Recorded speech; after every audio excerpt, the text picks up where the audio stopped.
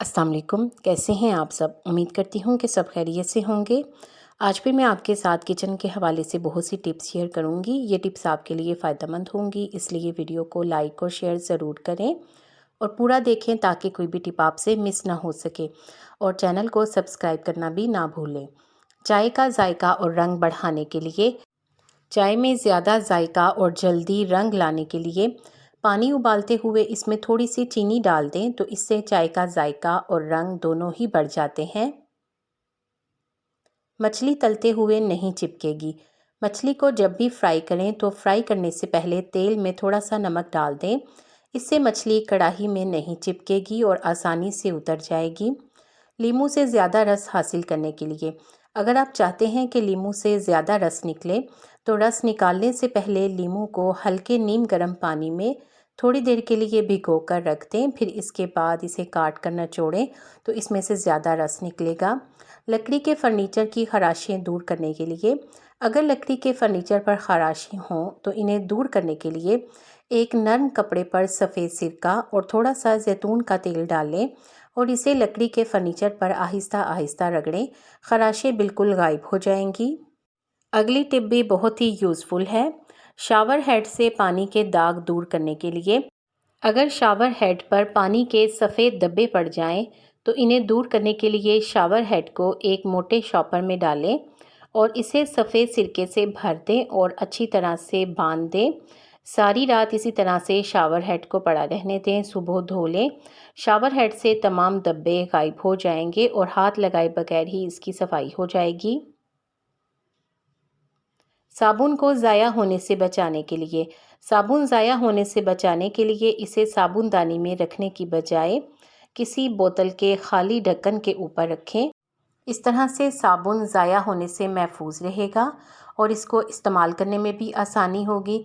इसके साथ साथ साबुन ज़्यादा गीला भी नहीं होगा और ज़ाया होने से बचा रहेगा। केले ज़्यादा देर तक ताज़ा रखने के लिए, केलों को ज़्यादा देर तक ताज़ा रखने के लिए इन्हें धोकर अच्छी तरह से खुश्क कर लें और फिर इनके डंडल के ऊपर एक गीला टिश्यू पेपर बांध दें। इस तरह करने से केले कई दिनों तक ताज़ा रहेंगे और अगर आप इनको बांधने के बाद फ्रिज में रख दें तो इससे ये मज़ीद और दिन चल सकेंगे। जंग लगी चाबियों को साफ़ करने के लिए, अगर चाबियों पर जंग लग जाए तो इन्हें कोका कोला और सिरका के मिक्सचर में रात भर भिगो कर रख दें। सुबह ये बिल्कुल साफ़ हो चुकी होंगी। आजमा कर देख लें।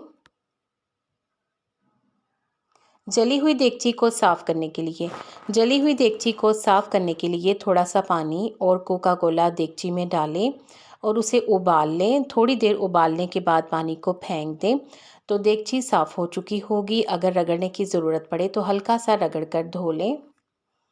टॉयलेट या फ्लश के दाग साफ़ करने के लिए, थोड़ी सी कोका कोला में सर्फ मिलाकर टॉयलेट पर थोड़ी देर लगाकर छोड़ दें।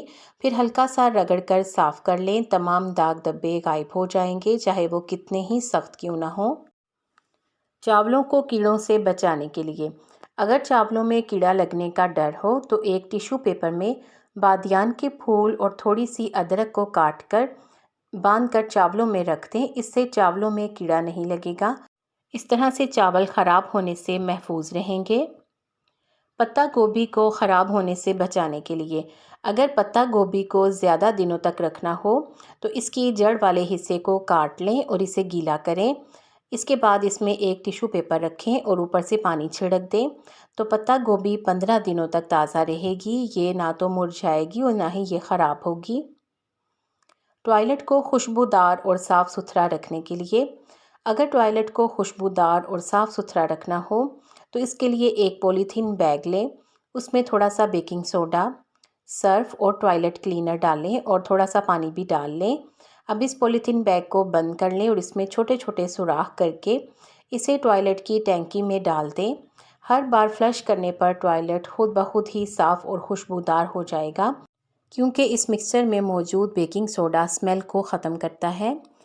और इस तरह से आपको हर बार हाथ लगाकर सफाई करने की ज़रूरत नहीं पड़ेगी।